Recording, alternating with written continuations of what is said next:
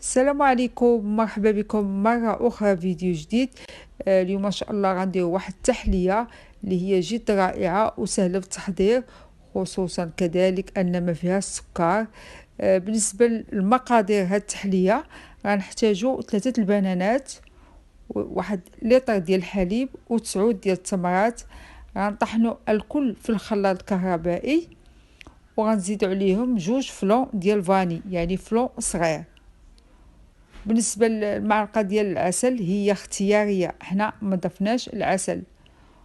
وغادي نخلطوا الكل، من بعد غنديروا في الكاسرونه فوق النار حتى يختار. من بعد غنضيفوه في هاد الكويسات او زليلفات لكم الاختيار، وكذا ندخلوهم الثلاجه او نقدروا نخليهم خارج الثلاجه، ماشي مشكل. المهم بالنسبه للتزيين غنحتاجو الكنافه. هاد الكنافه دهنا بشويه الزيت والزبده ودخلناها الفرن حتى تحمرات. كذلك الكنافه هي اختياريه، وكنزيدوا عليهم طريفات ديال التمر والكركاع حتى هو مهرمش. المهم بالنسبه للتزيين هو اختياري، يعني كل واحد كيزين على حسب الذوق ديالو. وكنقدموا هاد التحليه بالصحه والراحه، كتجي